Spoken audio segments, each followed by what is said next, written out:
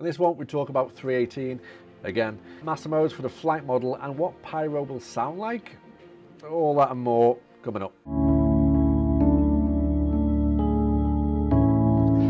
So hello and welcome to From the Verse. I'm Drake, and in these ones I give you the glorious citizens that you are, a recap in layman's terms on some of the news coming out for Star Citizen. So the biggest thing at the moment is obviously 318, and unless you've been hiding under a large meteor for the past year, it's in Ivacati testing right now, and with literally every player waiting for it to come to PTU, and of course as a live build, it isn't here yet, and it's been a long old wait. CIG initially said it would be here before Christmas, but Santa's already got his foot halfway down my chimney, so it's not looking too likely, but we'll still hold out a little bit of hope.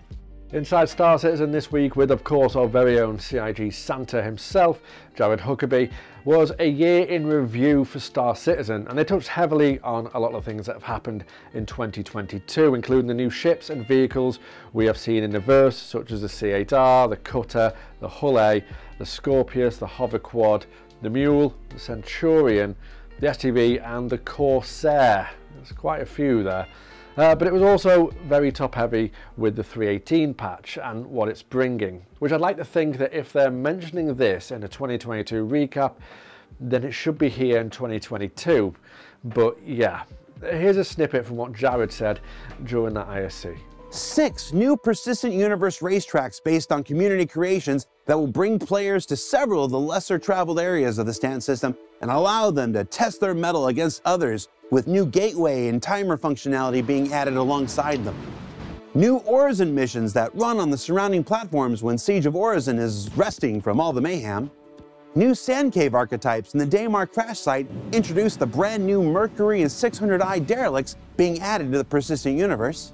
And 2 new exciting technological advancements this year with the implementation of the Gen 12 renderer and persistent entity streaming, which both convert the current persistent universe to new graphical and technological foundations that serve as the new basis for persistent universe's continued development, as well as set the stage for Star Citizen to realize its fullest potential in the years to come through server meshing, increased player and resource caps, and the addition of new star systems like Pyro, Nyx, and beyond.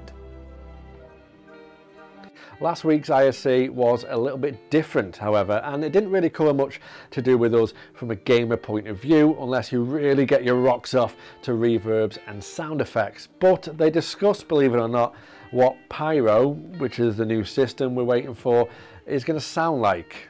Exciting stuff, right? I mean, did you hear that?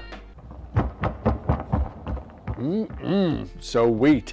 I've took the liberty of pulling, I would say, the best bits from this, but it was hard enough. But here we go.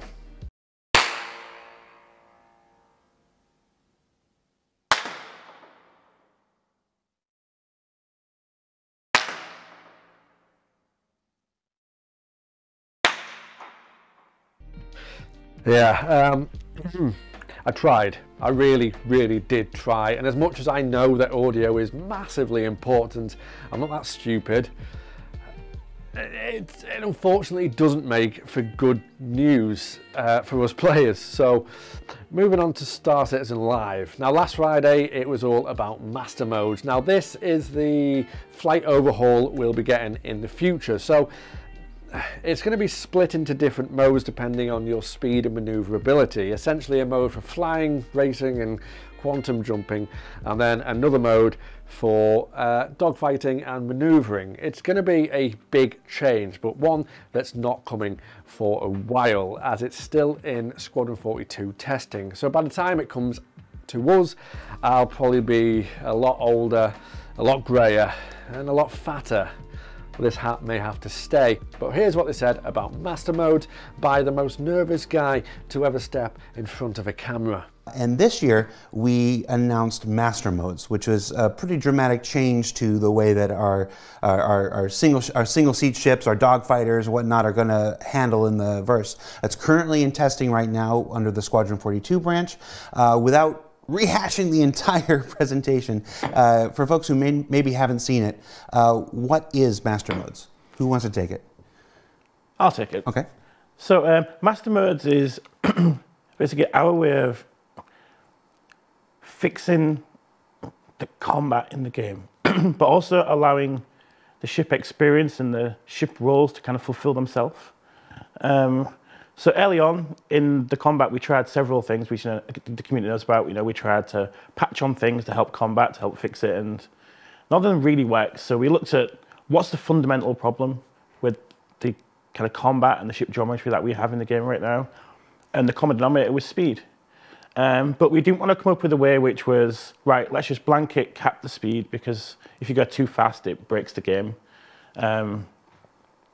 We just didn't want to do like an overall arching kind of cap, because there's still so many things you do in Star Citizen beyond combat. You spend a lot of time traveling from A to B, and the distances we have in the game are crazy.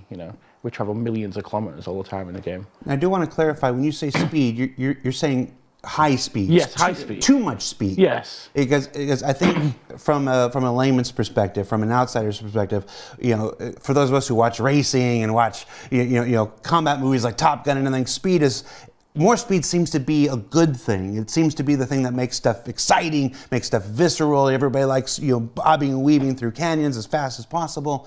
But you're saying too much speed actually hurts the combat experience. Yes, yeah. So if you're traveling very quickly, the distances you cover in that amount of time become really large. So if you're having a dogfight with someone and you're flying at 1,000 meters per second, within a very short amount of time, you could be 3 or 4 kilometers away from your target if you've turned around, and then you're flying back toward each other, and then you basically repeat the action and you just end up firing at the nose of your opponent. And that's not really fun. I told you, poor bugger. Also in this one, they had Sandy Roberts, who is Chris Roberts' wife, who used to be heavily involved way back in the day with the project, but it was more reminiscing than any actual news for this one. So, hi Sandy. I'll give you an e-hug. Oh, shucks. As always, I'll put a link to these videos in the description so you can see them in full if you'd like. But let's move on to the tidbits. So the tidbits are going to be smaller bits of news that are quick and short-lived, just like my flights in the verse. So let's jump in. We saw some quality of life updates that are all coming with 3.18 whenever we finally get to see that. And there's a few good ones here though, such as correct ships showing up at the right terminals. So if you're at Platinum Bay on the moon, you don't have to guess which ship can spawn there. It will only show the ships that can.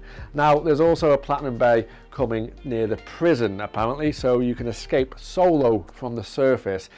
That's going to be a nice touch because not everyone plays with people, and I know the community is great, but it's nice to be able to just do it on your own if you need to. There's also going to be new voice lines for AI security, so they feel more alive, as it were. And it's stuff like that that will only improve the experience for us as the players moving forward, so that's nice to see. A couple of other updates for 3.18.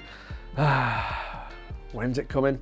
Our law and air traffic updates. I know, sounds a bit crazy, but if you have a crime stat of 2 or lower, you will now not get done over by the police and every turret in every space station known to man.